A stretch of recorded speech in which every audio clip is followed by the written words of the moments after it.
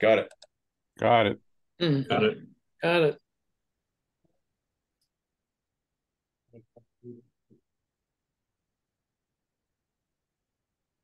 We'll get underway in a moment here.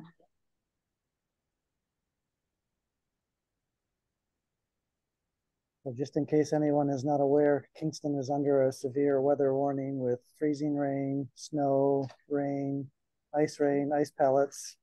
And we're really amazed that there's so many people that showed up here that will be looking to bunk out on the floor overnight. Well, the warning wasn't until midnight anyway, so. No, for here it was this evening. 8 p.m. Now it's moved. Okay.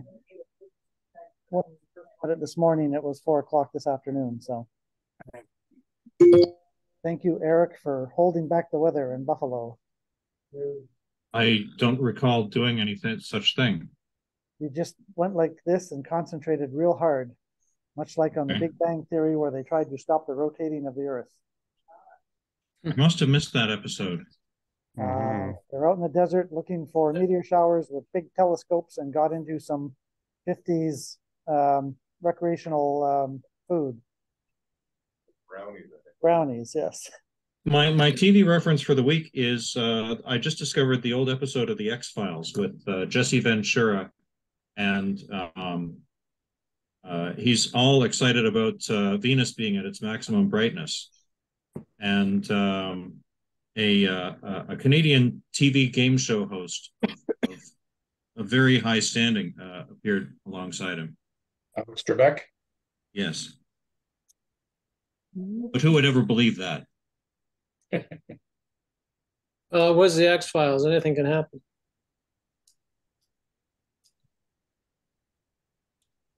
I thought that nothing ever happened on the X-Files. I thought that was the point. Yeah, right. No, that's Seinfeld. It's a show about nothing. They kept on trying to find aliens, but they never did.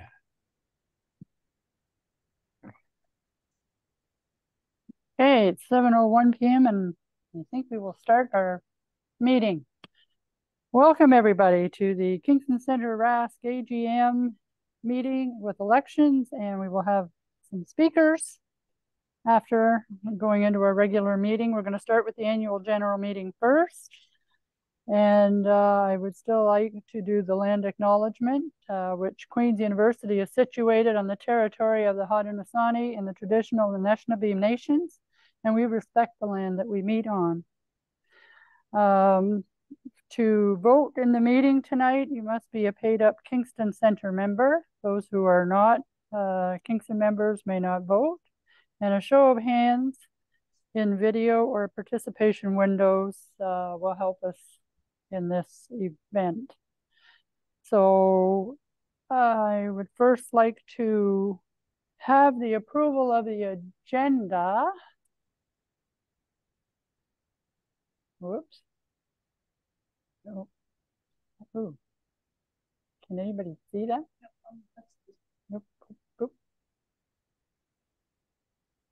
Okay, so for the agenda, we're going to have the approval of the agenda, approval of the minutes from last year, approval of the secretary's annual report, approval of the treasurer's annual report, approval of the auditor's report. We'll have our center elections for president, vice president, and treasurer, election of auditor, and any questions regarding published reports from president, vice president, librarian, editor, NC rep, webmaster, equipment loan, and then we will adjourn with thanks and then carry on into our regular meeting. So do I have everybody should have received by a PDF copy the Kingston Center annual report that was put together this year with all of the reports that were submitted.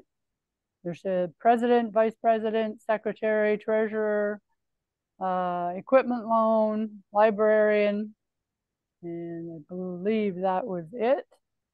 So you should receive that by email. There's copies here on the table for those who are perusing it now. So we have the agenda that's up on the screen. Do I have an approval of the agenda?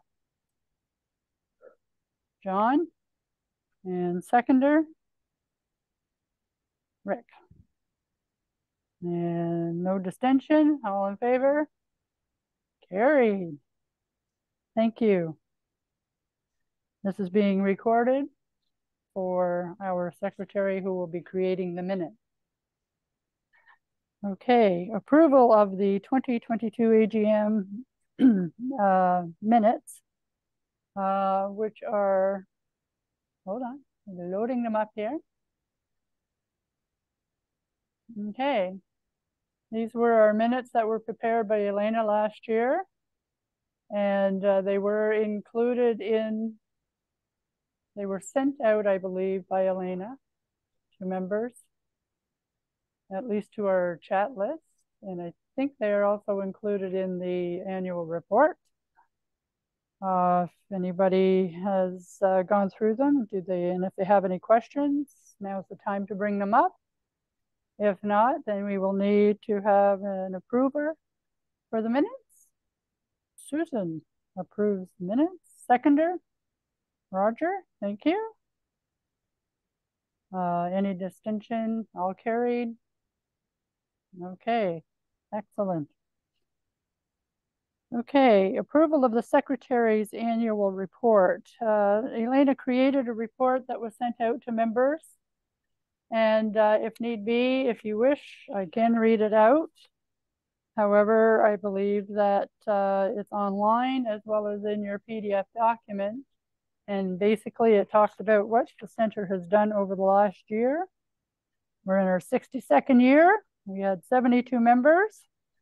And we held 9 regular hybrid meetings this year. And we were at the home of John and Peggy Hurley in July and Lake Ontario Park in August. Our executive meetings, we've had 4 so far this year. And various outreach activities that we had throughout the year, Science Rendezvous, Night Under the Stars at Elbow Lake, and night Rick and Mark Deslauriers and Gary Boyle from Ottawa Centre were at Newborough Locks. We had Fallen Stars and Queen's University at their open houses. And thank you to all the volunteers who helped with all of these events. We've had our Regulus newsletter. Our newsletter editor did just submit a copy of a report, and he created 11 newsletters over the last year. And we've had David Levy, who read poetry at our meetings, as well as our social events on Wednesday nights. In the report is a listing of all of the speakers that we had of last year, and Elena submitted this to the board and to the members this past week. She's not here this evening, so I'm presenting it on her behalf. So I need an approval of the secretary's report. Susan, seconder. Peggy. Excellent.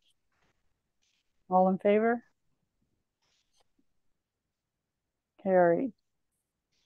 Okay. Approval of the treasurer's report. Susan, would you like to talk to it?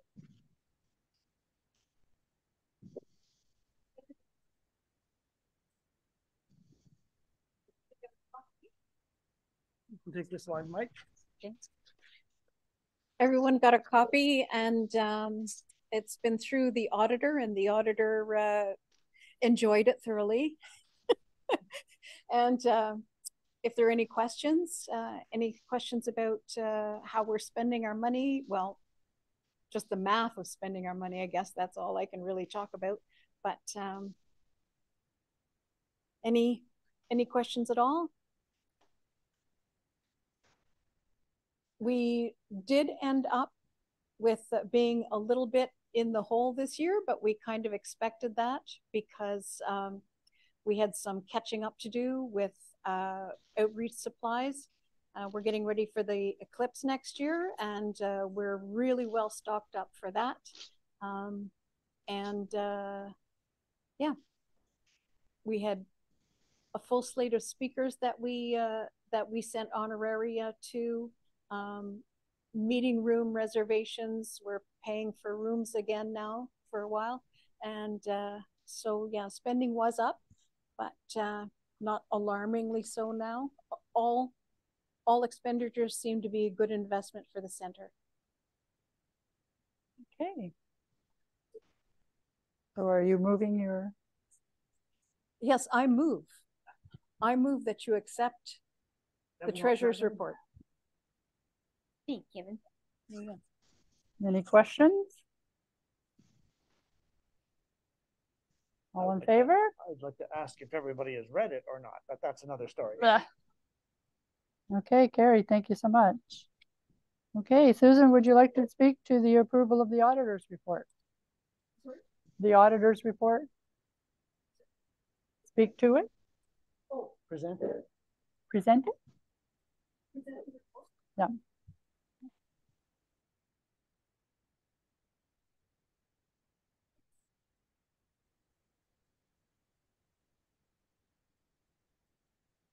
Okay, so this is the auditor's report, and I'll just read it out.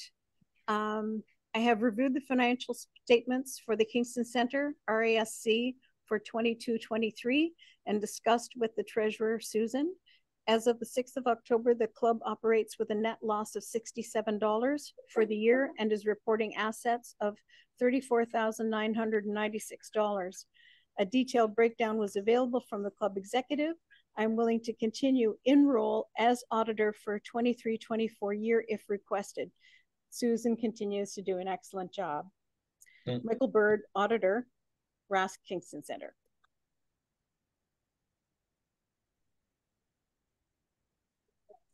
Thank you so much, Susan. Thank you, Michael. Okay, so Susan, are you moving the auditor's report? Yeah. Are you moving the auditor's report? I am. Okay, second? Probably shouldn't Peggy. be the auditor. Okay. Okay. Any questions? All carried? Thank you. Okay, next we come up for center elections. We have 3 positions that are up for renewal. President, vice president, and treasurer. Let's start with the treasurer. Susan, are you willing to stand for this position? I'm willing to stand for this position. Is there anybody from the floor who would like to run for this position? Nominate someone else, she says. Anyone online would like to? Is there anybody that's on Zoom who would like to do the job as treasurer? We have All quiet on the Western Front. 21 participants on Zoom, Awesome. 12 people in person. Okay. All right then. I have to say this 3 times. What do I have to Are say? there any further nominations? Are there any further nominations from the floor? Going once, twice, 3 times. Thank you, Susan. You are the treasurer for 2 more years. Okay, vice president. Malcolm, are you willing to stand as vice president, or would you like to move on to another position?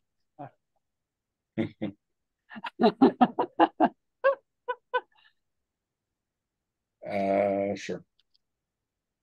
Sure what? Sure what? Would you like to stay as vice president? If I'm nominated, I'll do it, I guess. We need a nomination. Susan. Susan is nominating you for vice president, Malcolm. Will you accept? Sure. Okay, thank you. I'll call it 3 times. Is there anyone else on the floor for this position at this time? Vice president going once. Vice president going twice. Vice president going the 3rd time. Thank you, Malcolm. 2 more years. You're welcome. Okay, president position. I would like to nominate Malcolm Park. Sorry, that's Kevin. What? You're just nominated for another position. It can't be both. Yeah. You could accept one position and then resign from the other, or it's just the order of positions in elections, right? So this gives people the opportunity to, hey, I can try something else too.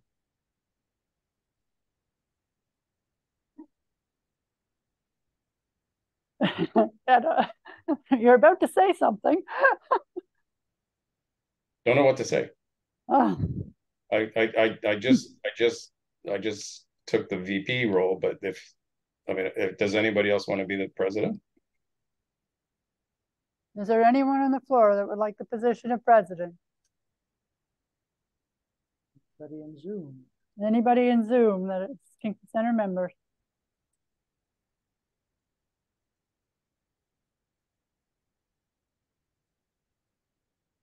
Ooh, Gary Diamond is here. Okay, Malcolm, it doesn't appear so. Would you like to hold the position of president and forego vice president? Damn, I thought I was off the hook. Okay. Not that easy. So you are accepting president? Yes. Okay, thank you. 2 years or forever hold your peace. Last 3 times. Okay, I nominate him for vice president. You nominate what? I nominate you for vice president. Me? Yeah, you don't have to do anything except help me.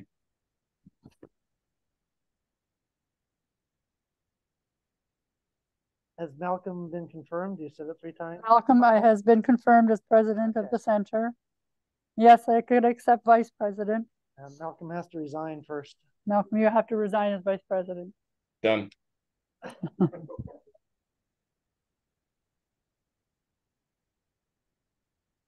Okay. She's thinking. Okay, vice president is now open again. I've been nominated for vice president. Is there anybody on the floor that would like to hold this position? Going once, going twice, going 3 times. Okay, I will accept vice president. And I thought I was off the board, but nope. Nope. Off Okay. the hook were Malcolm's words. Okay. Going forward, we have our president is Malcolm Park, vice president Kim Hay, and treasurer is Susan Gagnon. Thank you all. And I look forward to the next 2 years. New direction. Okay. Now we have the election of auditor. Susan. Ooh, that's suspicious. I think I would like to nominate Michael Bird. Actually, can anybody on the board or executive nominate the auditor? I think it has to come from the membership. Okay, Rick. Look at that, 3 nominations. Okay. Michael, do you accept this? Okay, we have a seconder. Roger? Oh, somebody was on the line? Not that I can Okay. see, no.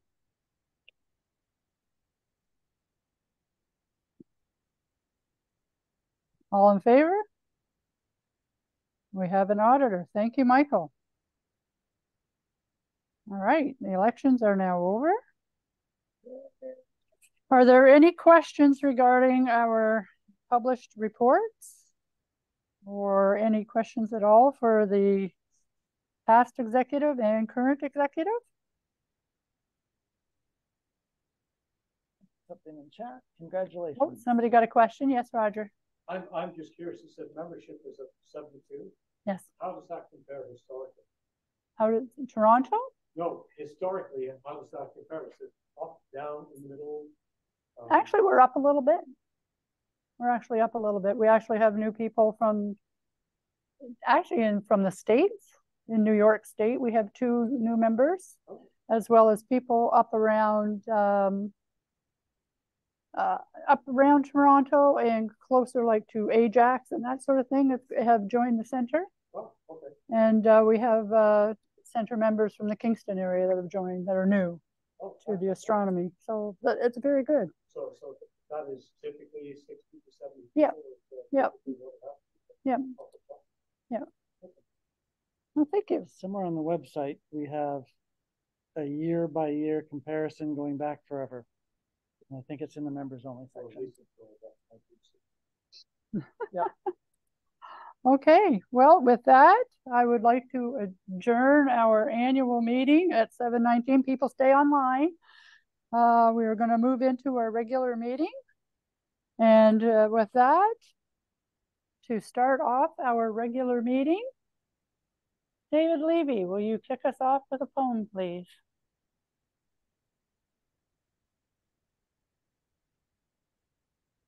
Well, thank you. I'd like to quote something else from Shakespeare today, because I believe that Shakespeare's complete works actually functions as a very good astronomy textbook from the 17th century and 16th centuries. Shakespeare has over 200 references throughout his plays, poems, etc., to the night sky. So it's pretty obvious to me he had a great interest in the night sky. And he wrote a lot about astrology. We all know when beggars die, there are no comets seen. The heavens themselves blaze forth the death of princes. But it's not until Sonnet 14 that we finally understand his personal feelings about astrology. And I'd like to quote that to you right now. Not from the stars do I my judgment pluck, and yet methinks I have astronomy, but not to tell of good or evil luck, of plagues, of dearths, or seasons' quality. Nor can I fortune to brief minutes tell, pointing to each his thunder, rain, and wind, or say such princes, if it shall go well, by oft predict that I in heaven find. But from thine eyes my all knowledge I derive, and constant stars in them I read such art, as truth and beauty shall together thrive, if from thyself to store thou wouldst convert, or else of thee this I prognosticate, thy end is truth and beauty's doom and date. Thank you very much for letting me quote that today. Thank you, David. I understand you also made a donation to the RASC Telescope Museum. Yeah, I was there last month. I really did enjoy my visit there. It was my first visit to national headquarters, and I loved it. My love affair with the RASC was rekindled. Wonderful. You want to tell us which telescope went into the museum? The telescope is a 16-inch. It's called Miranda, and I've discovered, I think, 8 comets with it.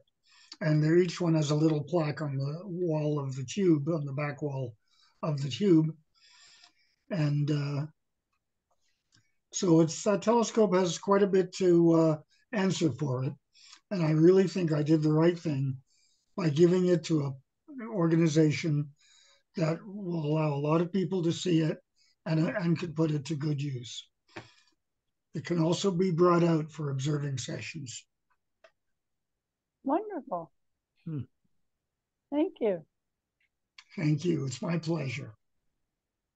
Eric has his hand up. Okay. Yes, David, Eric?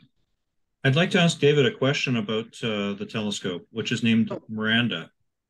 And I'm curious, David, if what was the reason why you named it Miranda? I understand, because I've been to the national office and seen it recently as well. And it has the nameplate that's affixed to it that says that Constantine Papakosmas built it for you, or built it, and then you acquired it in some shape. No, he built it for me. And thanks, Eric. The reason it's named Miranda is that Miranda is one of the main characters in Shakespeare's play, The Tempest. And she has this very famous line in Act 5 of that play, "Oh, brave new world that has such people in it." And I really was touched by what she said, and I know Shakespeare wrote what she said, and I decided to name that telescope Miranda. The telescope I'm using now for most of my comet searching is named Eureka, and that is a 12-inch, and it was named after Archimedes, who was taking a bath when he discovered the principle of buoyancy. He was so excited about it, he jumped out of the bathtub, ran down the street, yelling out, "Eureka, Eureka, I have found it." And of course, there's nothing that says that he bothered to dry himself off and put some clothes on, but I guess you could get away with it in those days. But so Eureka is my telescope of choice right now for most of my searching for comets. I also still have Pegasus, an 8-inch f7 that I've had since 1964. And that is optically the highest quality telescope that I have right now. Thanks, Eric. Thank you, David. Okay, let's move on to the regular agenda. I have to make shadow puppets while we have a couple of announcements here. This one? No, it's in the no. Okay. In the PowerPoint.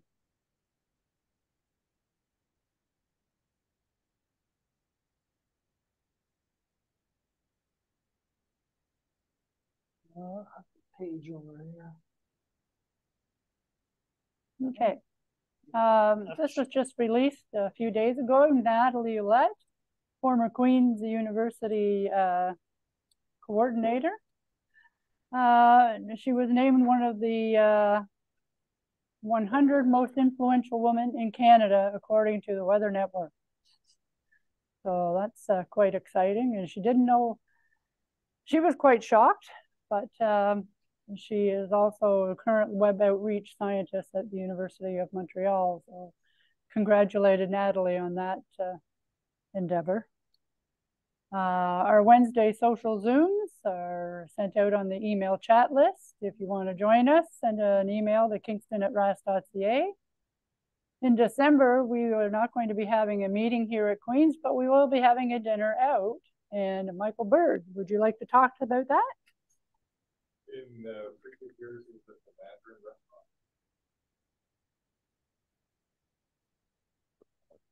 restaurant. Previous years, it was at the Mandarin restaurant. From people in the room or online, did they like that venue and they would like to use that again? Some yes, some no.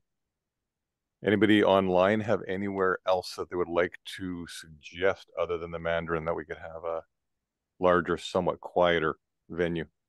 Are we not voting on whether we like the Mandarin or not still? Sure. I like the Mandarin. I think the yeah.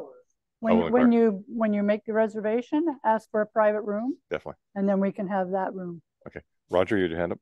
Yeah, I just I don't like buffets for getting together with people because people are up and down and up and down. And it's tough to have a good conversation in something like that. Well, you have to pick a table with people who don't do that. It's not tough with so all the people who's on diets here can I don't sit with them. Who's not eating? So that's what I find with them. Okay. So, but that's a personal opinion. I will go wherever the majority wants to go. All right, I will make some inquiries within a week, and we'll get back to membership via email. Okay, thanks, Michael. Now, update from National Council. John, we had a meeting November 5th. Thank you and Malcolm for both attending. I'll speak to that. Tamara, if you want.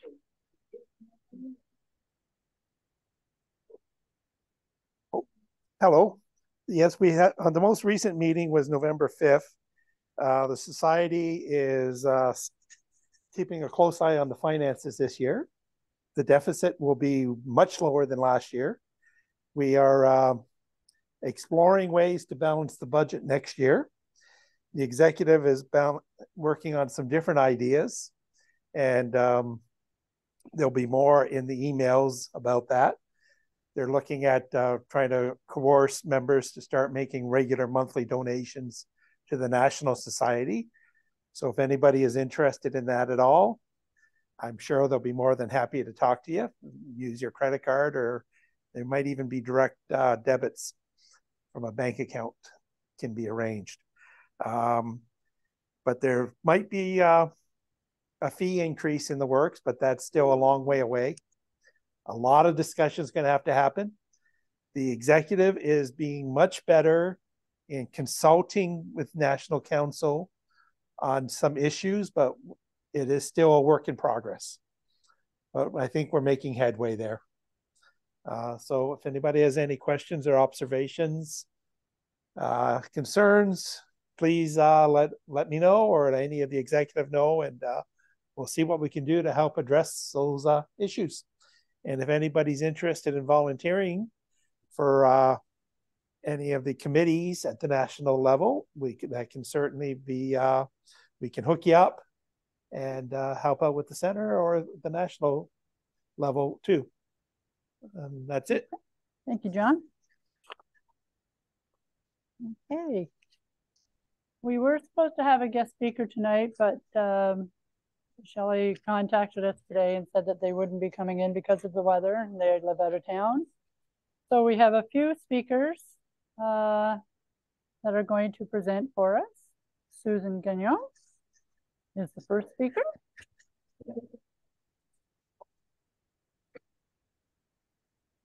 I just said summer fun. Oh, summer fun, yes. Oh, yeah, I got the mic. So this is just a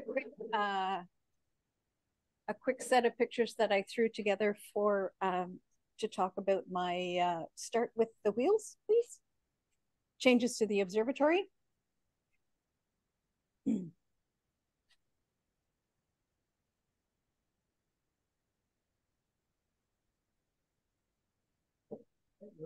Okay, so so these are the old wheels. This is the they're about 2.5 inches in diameter and just kind of rolled out on a flat 2x6. Next. And this is what it looked out on the outside. This was a wooden plank that covered the outside, so the wheels, you can just barely see them between the wall of the observatory and the top there, the roof. Carry on. And this is the process of taking them out. So the roof is jacked up and blocked, and the bolts that held the wheels on were actually pretty much a part of holding that part of the roof together. So we used a reciprocating saw to get rid of them. There was no getting those babies out of there. So anyway, so we cut them all off. Next picture. This is the outrigger. Now I believe that with the angle iron rail and the inverted V wheels, I will no longer require outrigger cozies. So these beautifully engineered little outrigger cozies that I worked out with the little golf balls with strings on them, that's all gone away. I was very sad to see the end of that because I had a whole winter of an incredibly simple way to cover my outriggers. It was foolproof. Anyway, next picture. So here we are with the new wheels. There's the angle iron in, and there are new wheels going on. Next picture. So David, my husband, had this fabulous idea. It was very difficult. The observatory was 16 years old, and 16 years ago, I didn't have the same tools or skills in woodworking that I have now.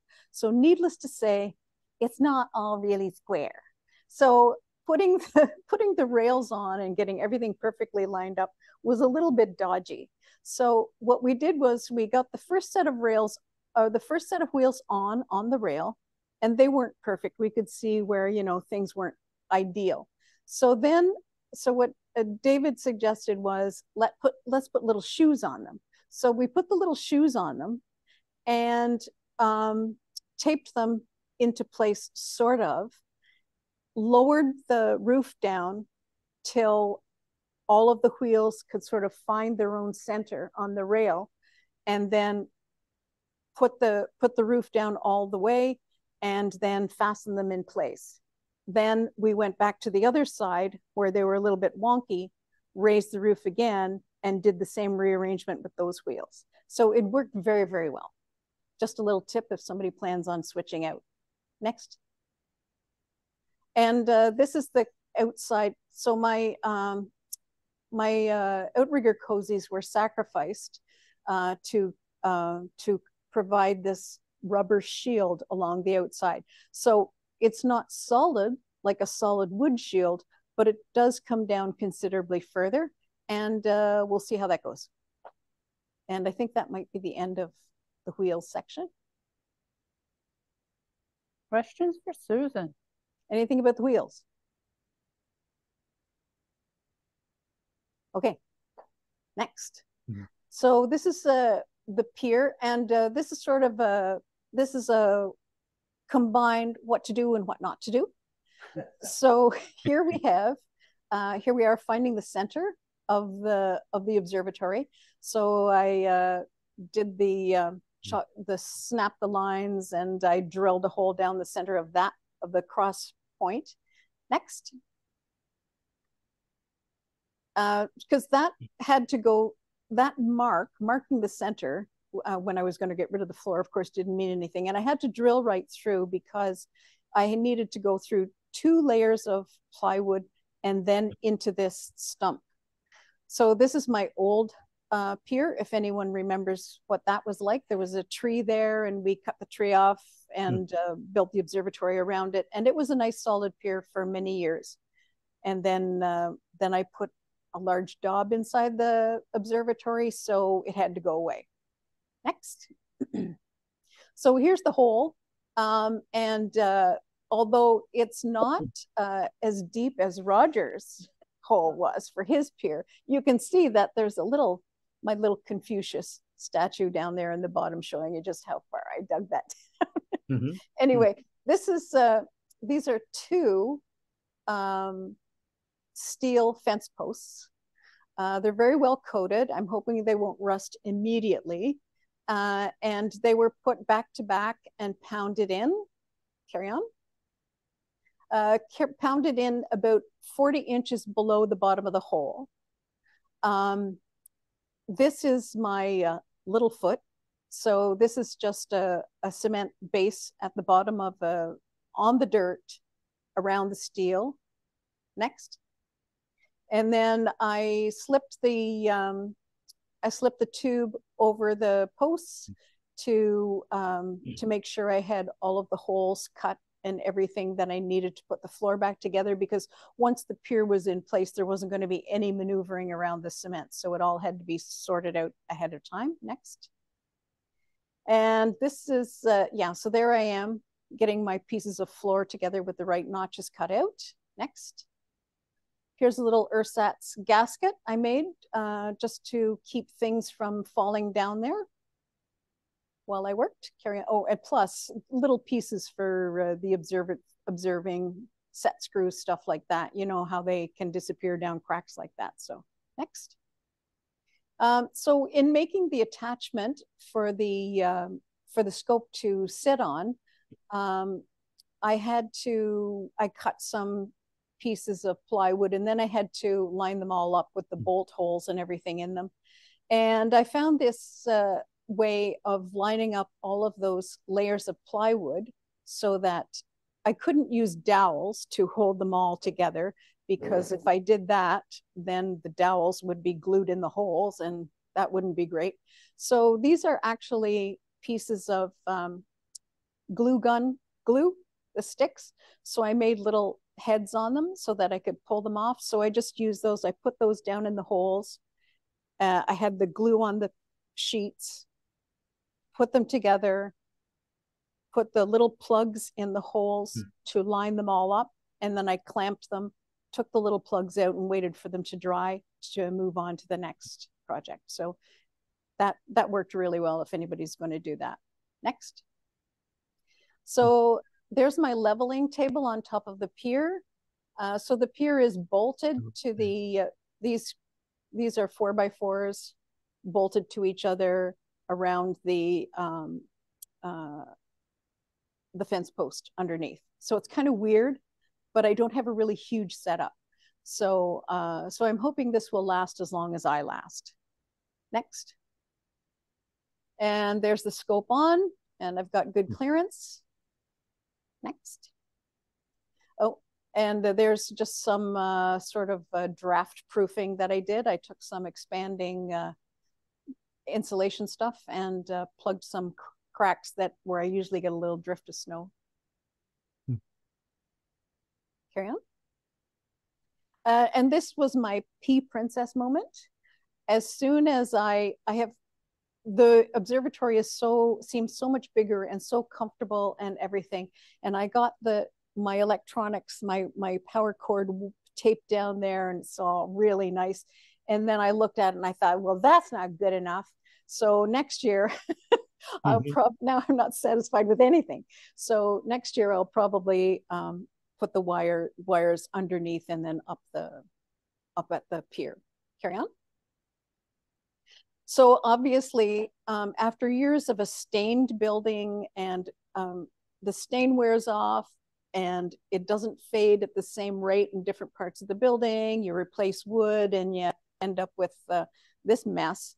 And I was due for a new door anyway, so I needed to think up a new paint scheme. Next. So there was my new door, all made with scraps from the garage because I didn't want to buy any more wood. And next. And here's the new paint scheme. So yeah, it looks, it's much more suburban. It's I kind of like it. So I refreshed the black on the iron bits, and it looks pretty good. Next. No more pictures? Oh, okay. Yeah. Oh, you're looking at it. Oh, sorry. Okay. Yeah.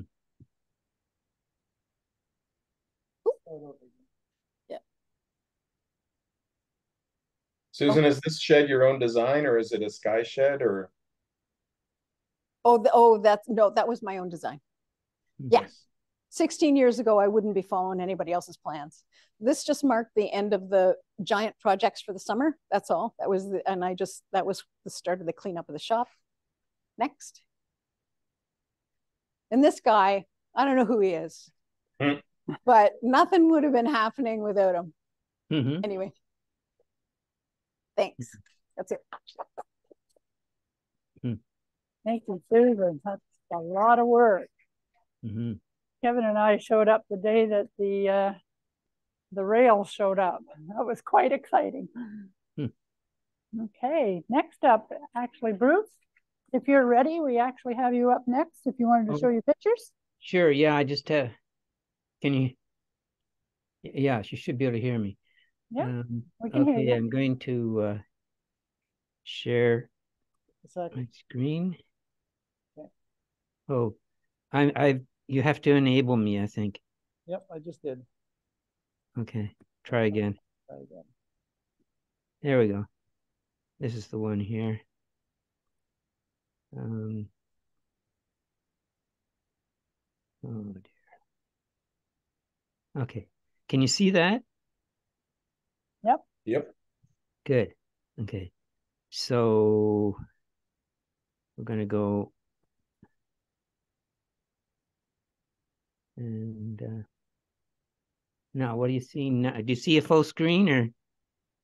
No, we're seeing the editor's view. So, okay, I'm going to stop share and start again here. Share screen.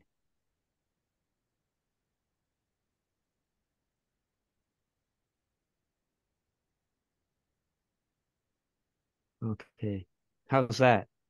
Same editing view, just larger. We can see it if you want to go. Yeah, okay, I can get you now. Okay. That out of the way.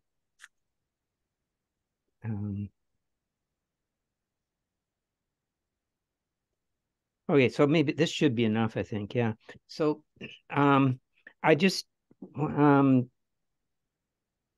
putting together a couple of pictures the recent eclipse, and and this involves actually input from my daughter, who's in Toronto, and also my wife Janet, who was taking some pictures with a cell phone. And I just wanted to show you, just take a couple of minutes to show you what we sort of came up with. So my daughter lives in Toronto. Can you see this? Yep. Yep. Okay, good. Okay. So and it was totally clouded over and even raining at the key time. So she and her son, my grandson, they got in a car and drove up to Aurora, which is north of Toronto, and they had actually some fairly clear sky there. So that's where that I wanted to sort of compare a little bit what they saw with what we saw in Kingston. So and so this is my setup, and I think many of you have seen it. It's and I've got the Bader filter frame on my camera, and this is set up sort of looking south in a southerly direction, the correct way. And so I took several pictures, and I just put them together here in terms of the timing. And so at this point, Bruce, sorry, you may not be you. Okay, there you go. Never mind. Are you seeing that? Yep. Yes, I can. We can see that. Good. Perfect. Okay. So, you know that it was a bit cloudy in Kingston, obviously, right? So we had it sort of. We spent the first part of the eclipse at Ellis Hall, and visualizing it with the rest of the gang that was there, and so what I'm really looking at here is the second half of the eclipse, and these are the best images I was able to get, showing the sequence, at least part thereof. But meanwhile, here's some pictures that came in, and start on the left here. So this is the one that my daughter got in Aurora, and that was with a cell phone, just pointing it up, and she had a little stand to put it on, and she took a series, and this is what came out.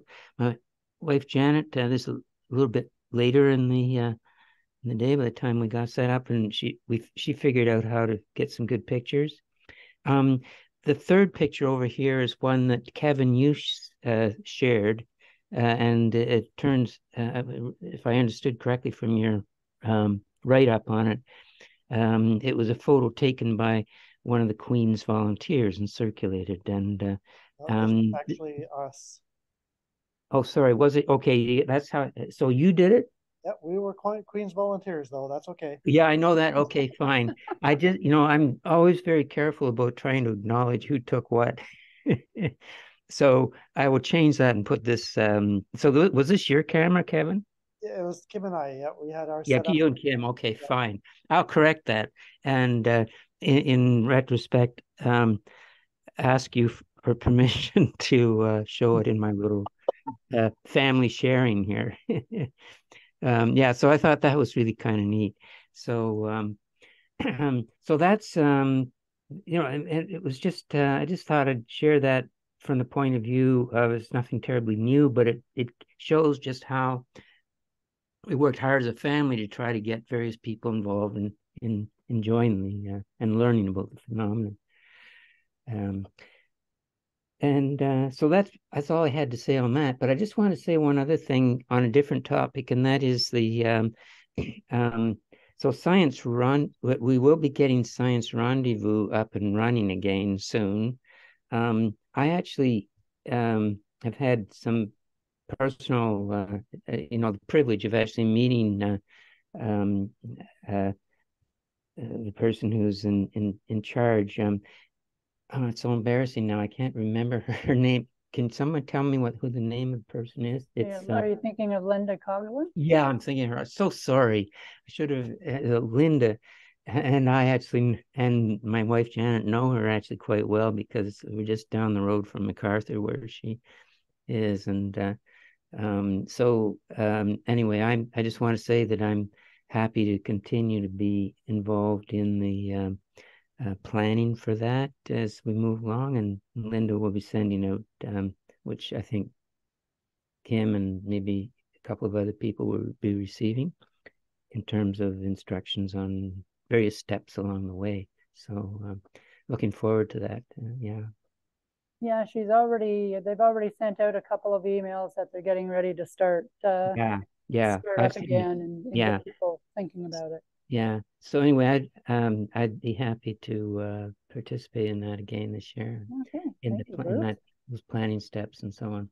So so that's basically what I had. Just wanted to share this with you. I had a lot of fun putting it together and sharing it with our family. That's great. Thank you. Thank you. Okay. I'll get out of this now. There we go. Thanks, guys. Okay, well, those were our two speakers for this evening. So we're going to take a 5-minute break, and then we're going to come back, and Rick is going to give us what's going to happen in the sky, and we'll go through our observing reports with those online and those in the room. So see you in 5 minutes. Okay. Hey, you're live. Okay, I guess we're going to come back live and carry on with Rick, who's going to tell us what's up in the sky. Yes, I'm talking to you. Here you go. Oh, say something.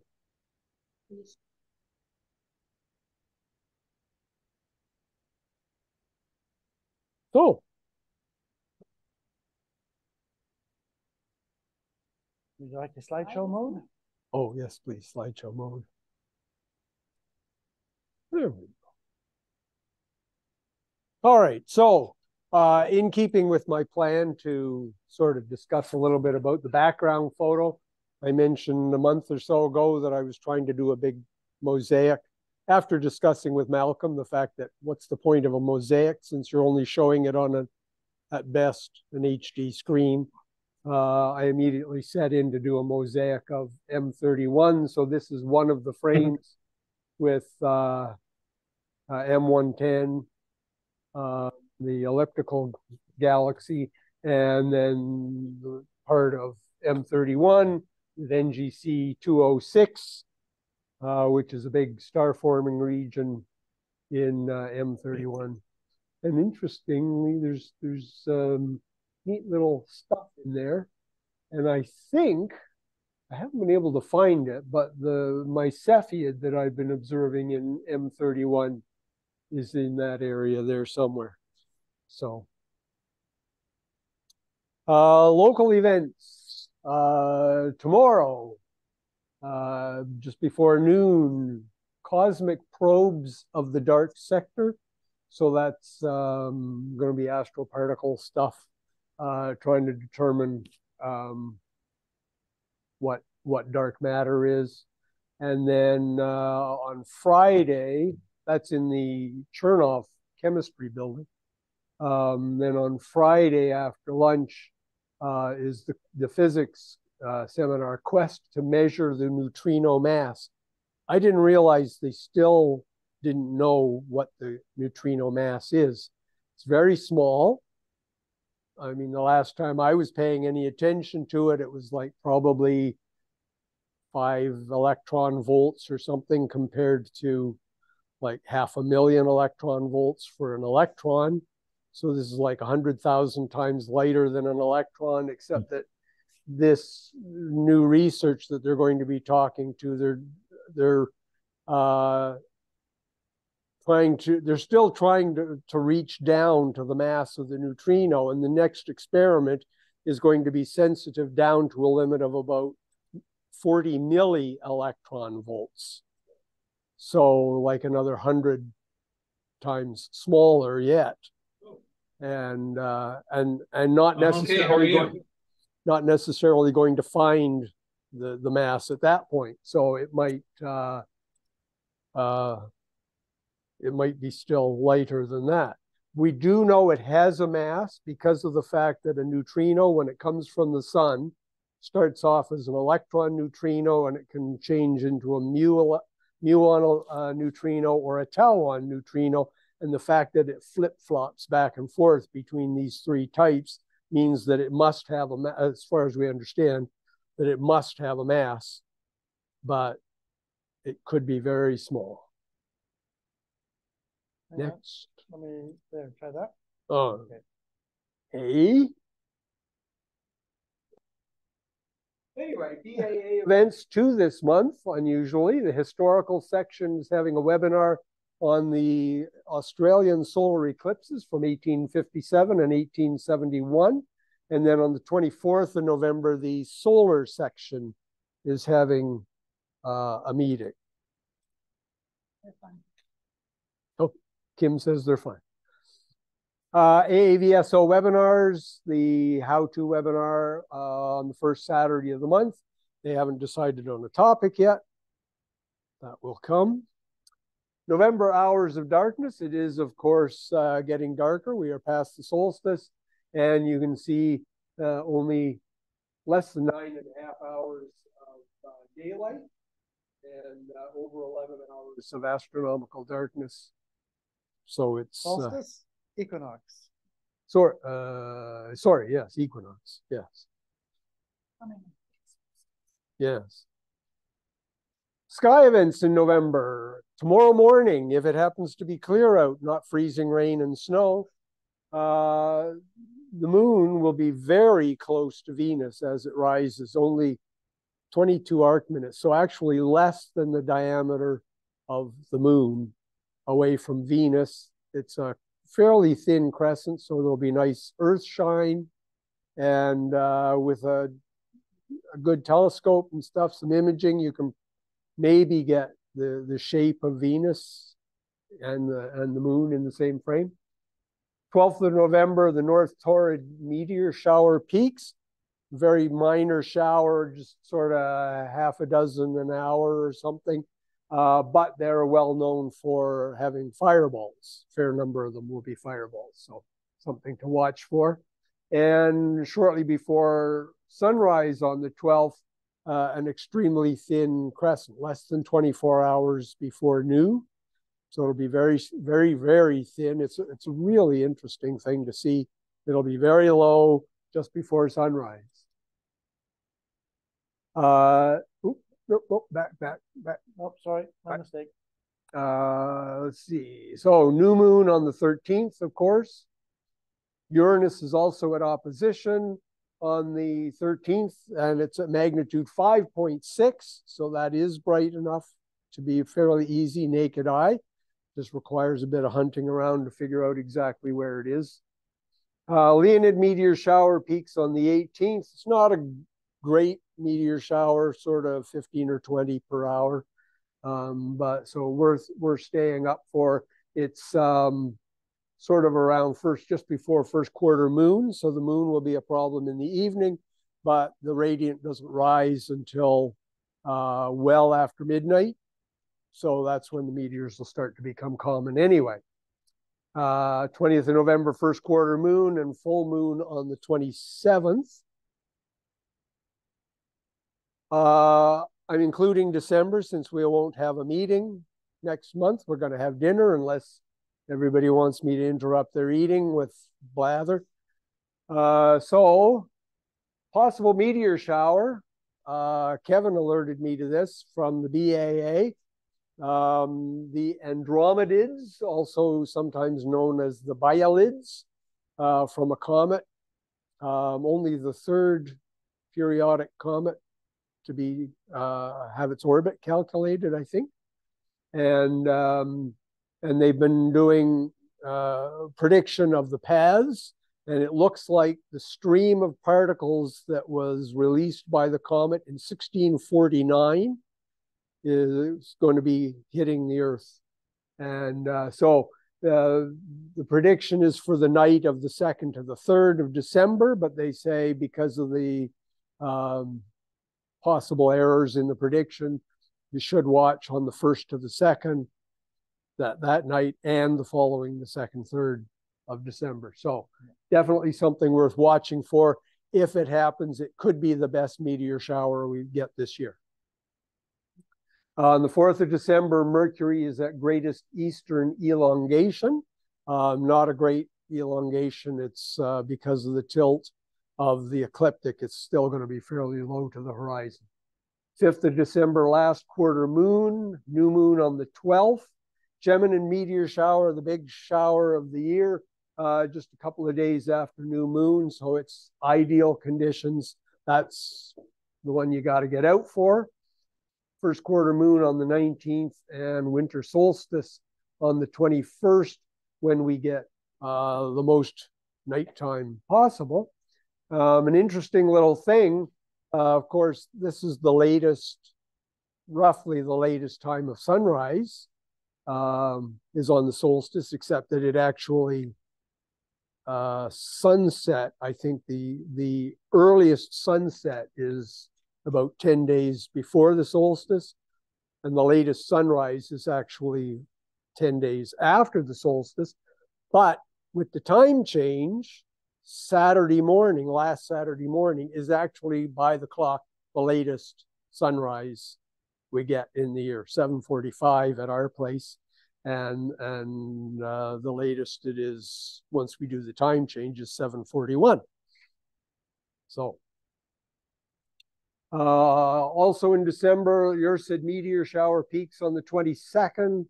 Oops, this is in the wrong place. On the 22nd, the asteroid 9 Métis is at opposition, full moon the day after Christmas. And that one's in the wrong place too. 5 Astrea is in opposition at magnitude 9.3. Major planets. Mars is actually in conjunction with the sun. So it is, in fact, if you could see it behind the sun, it would actually be occulted by the sun. Mercury is fixed that. Mercury is mostly going to be too close to the sun, but it does have the greatest elongation east, rather poor one. Saturn is well past its best, transits in twilight and is setting before midnight. It's terrible. Neptune follows along behind Saturn, so it transits in the early evening, sets soon after midnight.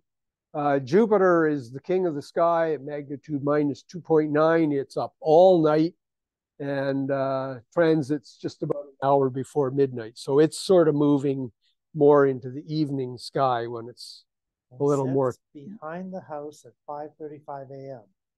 There you go. I watched it this morning setting behind the trees at 6:30 from the canoe. Uranus is about 12 degrees east of Jupiter. So it transits at midnight. And Venus, still spectacular in the dawn sky at magnitude -4.4, rises at like 3 a.m. and way up in the sky by the time twilight starts. Small bodies, 37 Fides is at opposition. 704 Interamnia. This is, I get these from the calendar, the RASC calendar. And they don't normally include numbers as big as 704. So I'm not sure why Interamnia is listed, except that it's apparently the 5th largest asteroid. Ceres, Pallas, Vesta, Hygeia are the 4 big ones, and they're like 1, 2, 3, and 10.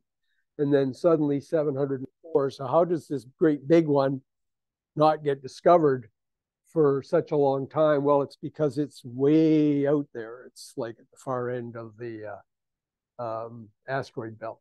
And then 4 Vesta is in opposition on the 21st of December. And this is a potential, I don't know if anybody will see it, but Vesta actually does go in front of a star on the 12th of December. It's an 11.8. I think 11.8 or something magnitude star. The asteroid is 6.9 magnitude. So the actual drop in brightness of the combined objects is 0.08 magnitudes. So it's not something you're going to watch, but it's something, you know, with a video or a high-speed planetary camera, for instance, you might be able to detect the change in brightness. What time? 4:07 UT. So yeah, and it's sort of 10 days or something before opposition. So yeah, so it should be, and you can see from here that, you know, like it's from where it is from the center of the disk, that it's sort of going to be reasonably high up in the southeast. So probably worth looking at. Does anybody have any questions?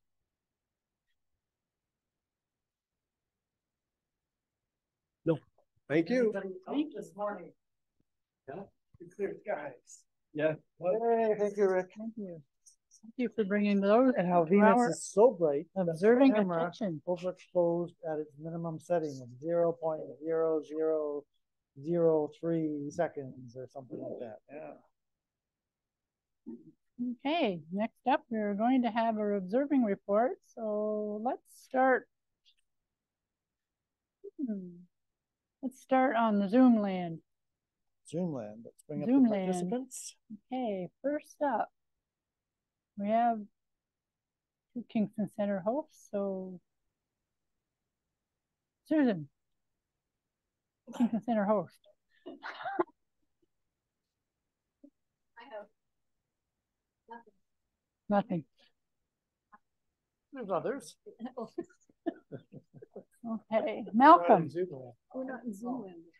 I can say from here in my backyard, I have not done a thing recently, but in Southern Hemisphere, I've been using my observatory code and submitting observations of asteroids primarily, and taking some pretty pictures. But the current project is the Alnitak region. It's a 4-panel mosaic.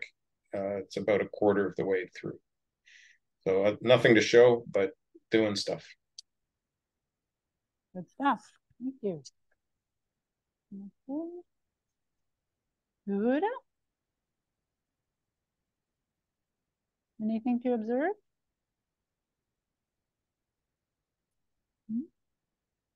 Andrew. Not really. I mean, I did a little bit of naked eye observing, but most of the work this month actually has been on doing documentation for the club, as you know. So I've been educating myself on bylaws most recently.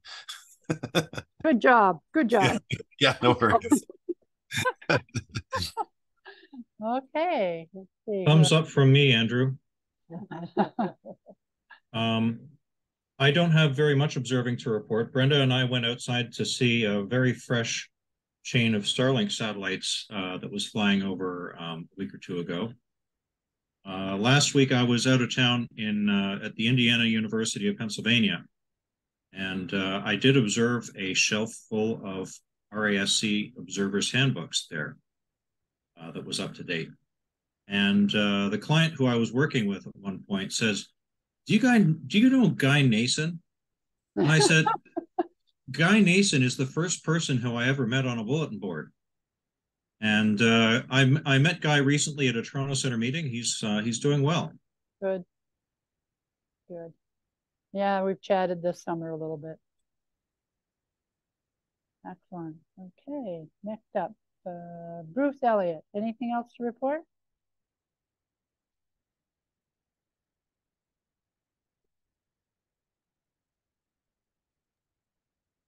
So yeah, well, not anything too much in the sky, because of, well, you know, the weather's been a bit dicey. But one thing that I have been trying to focus on my son is actually in Vancouver, And so we've been comparing notes a little bit about comparing what the moon looks like and from Vancouver compared to here. And I mean, you're basically seeing the same face of the moon. But the interesting thing is that you get different the shape of the moon. It takes on a slightly different orientation. I might be able to share some pictures in a little while, but it's been fun to have a way to do astronomy from a distance. Well, and then of course when then to look at it in the context of what other stars and planets are nearby, and just to see the time of the day and the position of it is different. So you, even though we're looking at the same things. So I'm kind of interested in that kind of phenomenon. Okay, thanks, Bruce.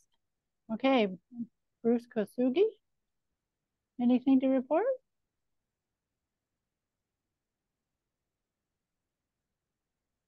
No, I'm in northern British Columbia. That's okay. We've had a lot of cloud. We did have some northern lights out last night in the north, but they're just the green type. I didn't see any colors, but we've got some dark skies, so it's kind of nice. Well, thank you for joining us. My pleasure. What else have we got? Keith. I have just been doing a little bit of viewing, solar viewing, when there were no clouds, which is once or twice. I did get out and make an attempt to do some picture taking of the eclipse, and of course I think it was last weekend, Saturday, I think we had a hole in the sky, and I actually got to see the sun. Kind of an unusual thing to see, because all I normally see is cloud. But that's about it. I did take some pictures. I don't know if anyone wants to see them. I showed them the other day, but I could show them again. I just managed to get a few through the clouds. They're sort of not many, but anyway, I could show them if you wish. Go ahead, Keith. Okay. All righty. Let's see what I can do. Okay, I think I got to hit share. All right, here we go. I don't know if that's coming up. Yep. Okay, so this was the very first shot I took. Is that large enough, or do I need to make it bigger? That's good. You can make it bigger. Okay, let me go back here and see if bigger. How do I make it bigger? I don't know how to make. I don't know how to make it. Top right, just the left. Top right. The left of the X. Left of the X. Nope. No. Left. Over here somewhere. To the right of 12%. Oh. Or the top of your picture. Yeah, I can't. All I have is summary, companion, annotate, remote, and apps. Well, go for it. Go for what? Just keep going. We can see it. And I have more. Keep going. Is that what Oh, there's nothing after more. Click on your image. Let me try this again. That's good. Okay, I don't know how to make this bigger. Don't worry about making it bigger. We can see it. Okay. All right. So when I went out, it was too dark, too much cloud to do H alpha. So this one is white light. Then a little later, I had a bit of a gap. So what I did was I set up the cameras to take both pictures at the same time. So this is the next white light shot. And the one after it is the H alpha. Now the cloud was so thick that I couldn't really focus. I did notice up here there's a prom, but I couldn't get it because there was just too much cloud. So the next opportunity is white light. As you can see from the cloud cover, it was not very good. And this is the H alpha for that same shot. And it was really pathetic. And the sad part of it is north of me, it was blue sky, but I had nothing but cloud that running along on top of me. This is the next white light. And of course you can see that the shadow's moving. And this is the H alpha that goes with it. And then I had to wait a while. And this is the next white light. There was a nice gap in the cloud, but it was still hazy. So that, and I hadn't adjusted the settings, so that's why I've got this shadow or halo. And this is the H alpha to join it. And I believe after that, that was it. It was solid cloud. So that's all I got. Great, thanks, Keith. When you did your H alpha images, what were your settings? You know? I do know, but I couldn't tell you right off the top of my head. Okay. I think these are taken. White light is taken at 400 ASA, and H alpha was taken at 1,000. Okay. I think I did that at 400 film speed, 1/400, and I think 1/40th for white light. But I'd have to go back and look at it. Okay, that'd be great. If you can post it to the list, that'd be great. Yeah, I don't know how to annotate yet, so it's coming. You're doing a great job, Keith. You're doing a great job. Can I just ask what? Can I just ask what kind of lens you were using? Like I'm using a 127 millimeter scope for the white light, and I'm using the Coronado. Okay. 60 millimeter for the H alpha. Nice. Okay, stop share. Here we go. Okay. All right, Keith. Thank you. Awesome. Let's see who else we got. Leslie, do you have anything? No. No? Okay. All right, next. Did you do Malcolm? We did Malcolm. Peter. Hello, I have something. Yeah.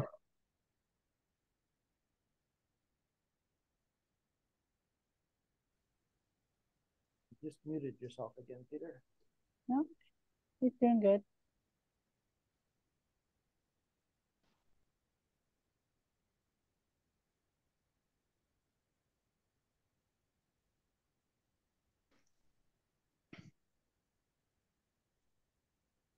I think he's muted. Yeah, he did mute himself again. Yeah. Unmute, Peter. There we go. Okay.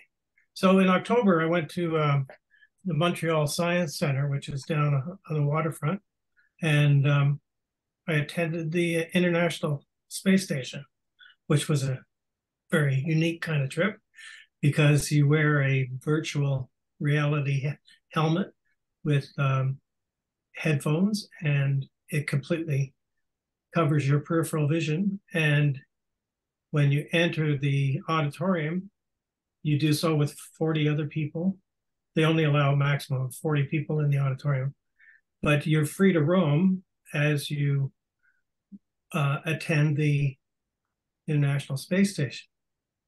So if I do share screen here,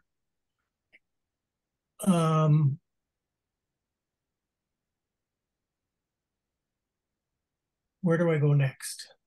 I have a number of options here. Desktop 1 is blacked out. If I just click on my desktop, does that come up? Nothing's come up yet.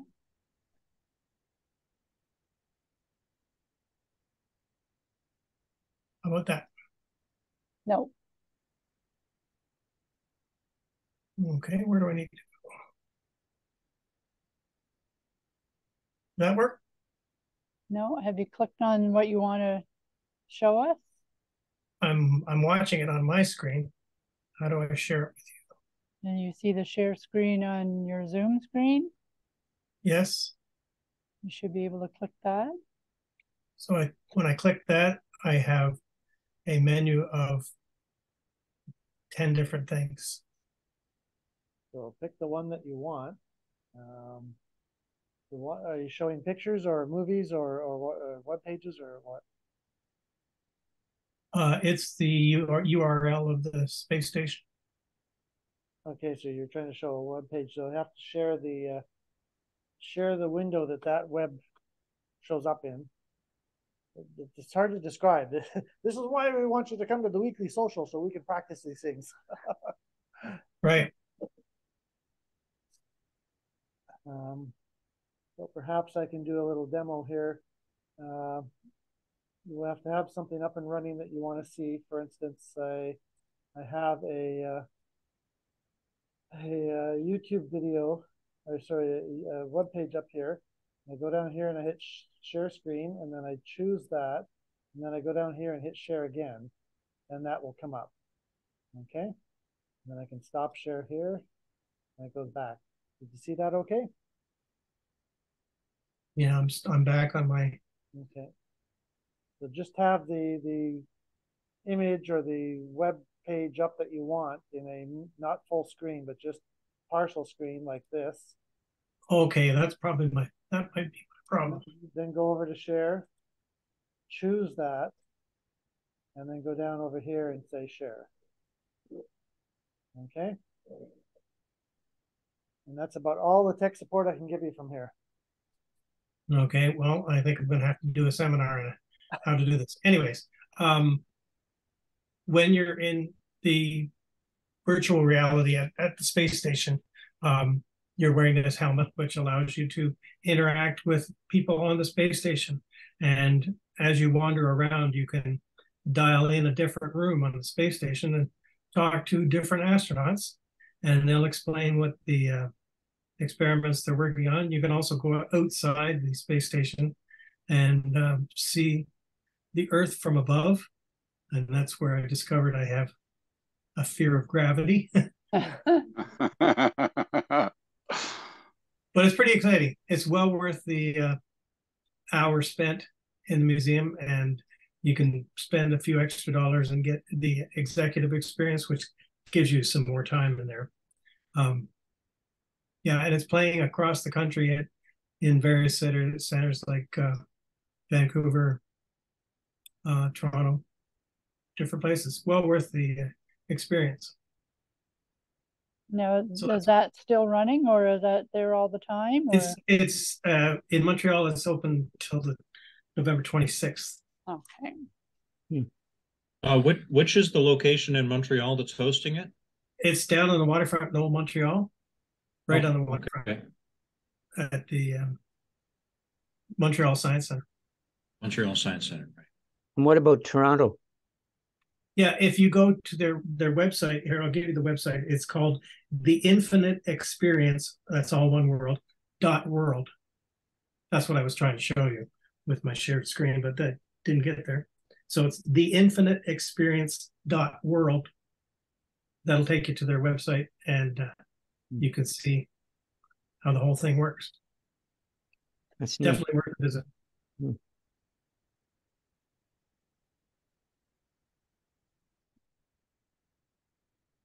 We're bringing it up here, Peter, so people can see it.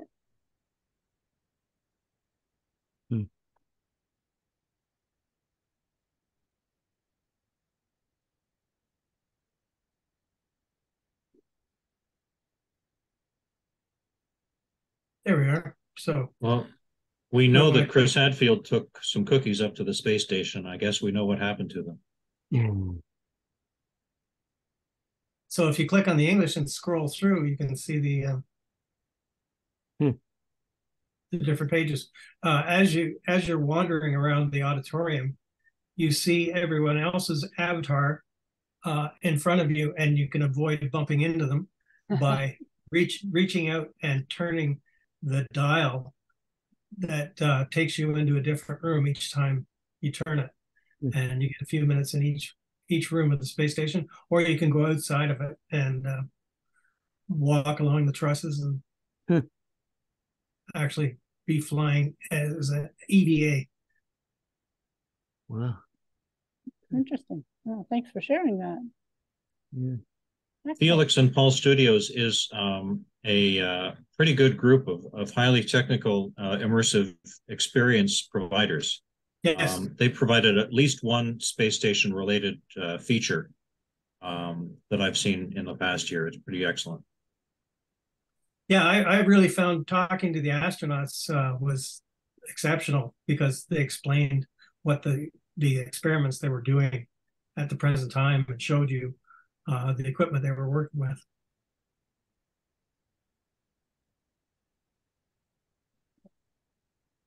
So if you get a chance, go. Yeah. Thank you. Can you share the link maybe on the chat at some point? Share the link, you mean? Yeah. Peter can type that in. Yep, we can do that. Yeah. Do that. It sounds to me like it'd be something neat for kids too, eh?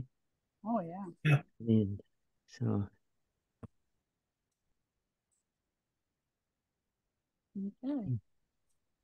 Rosemarie. Basically cursing the clouds. I've had peek at the moon and the stars when Carrie does her nightly session of drag your human out in the middle of the night in the cold.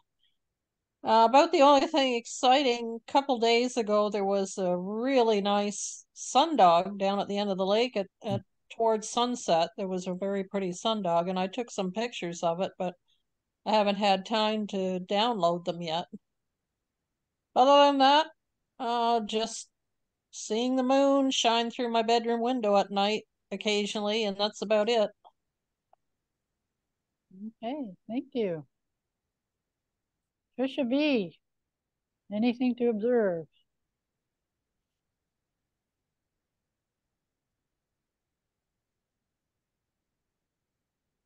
Okay.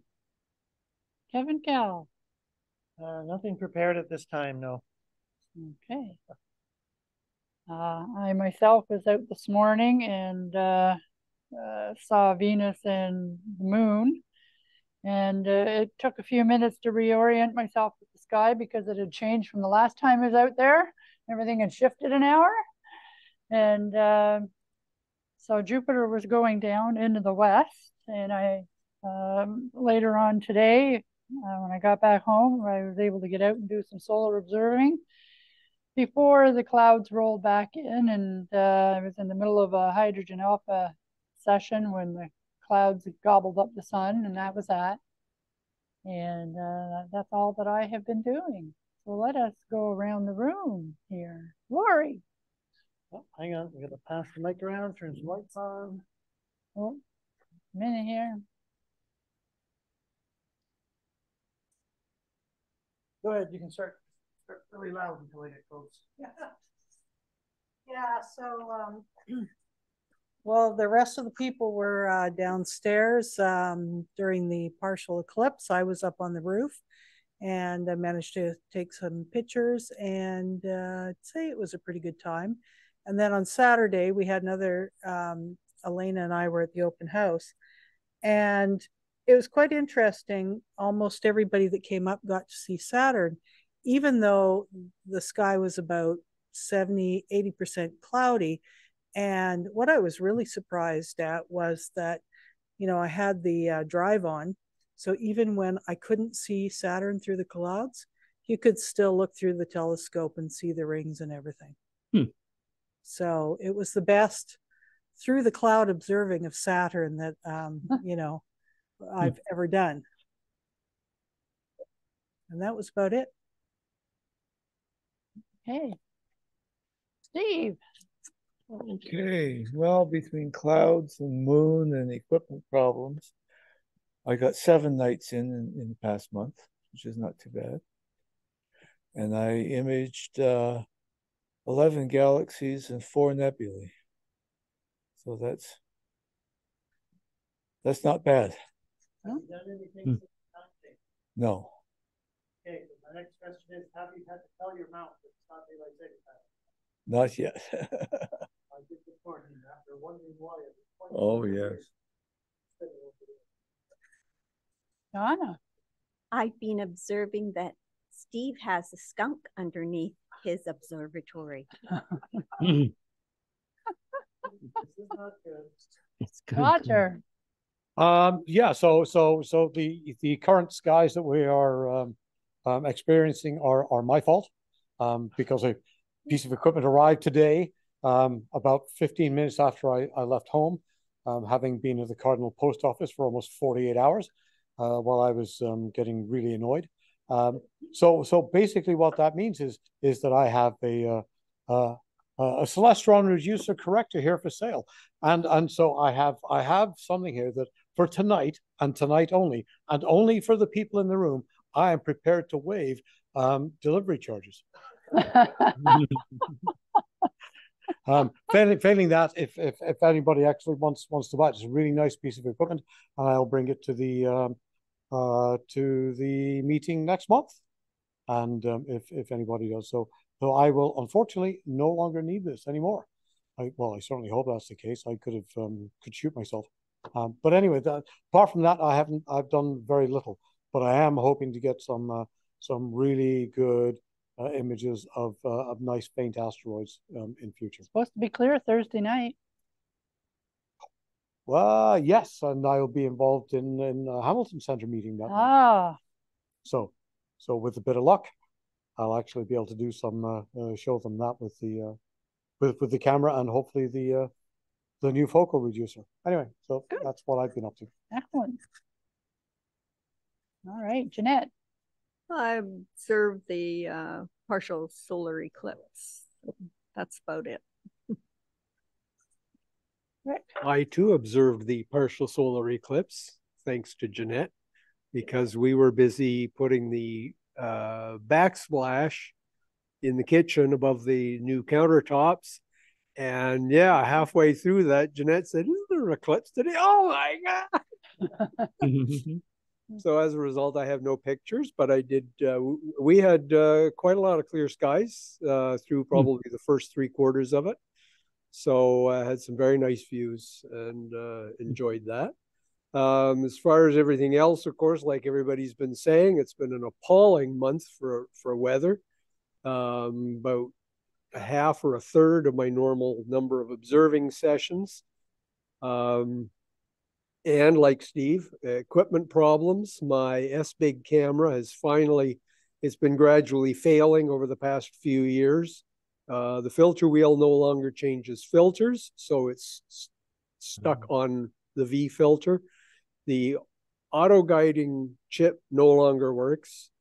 And so last week I finally said, to heck with it. I took it off and I moved my QSI camera over to the Boltwood scope, installed, well, I did a Windows restore point, installed the new drivers, did 2.5 hours of bias and dark frames. Everything worked flawlessly. And of course it was cloudy, but I'm doing this in the observatory. Shut everything down. The next day I went out to try and shoot some flats, boot the computer, doesn't boot. Says, "Oh, we've got a problem," and tries to reboot. It tried to reboot about 4 times, then finally said, "We are trying to repair your system." And by the time it was done, after about an hour, there were no drivers anymore. So the QSI latest version of the drivers are dysfunctional, at least on the Intel Nook computer. So after several hours of rummaging around on the internet, I have downloaded the immediate previous version of the drivers, and then a version of the drivers that was issued by QSI Imaging before they got bought out by Attic Cameras. I put the QHY 183 on the Hank scope, and of course it just works perfectly. So it's still functional. And I did get in 2 or 3 hours of actual observing with the Hank scope a few nights ago. So that's working, and I will continue poking away at the QSI camera. Have you gotten a hold of Doug George to see if he can fix the S-Big camera? It's a 10 or 12-year-old camera. And there's, it's just so much wrong with it that I don't think it's worth repairing. I think it would be more expense than it's worth to repair it. So not going to bother. Okay. Peggy. Well, I have been getting up in the middle of the night and noticing how clear it is on occasion.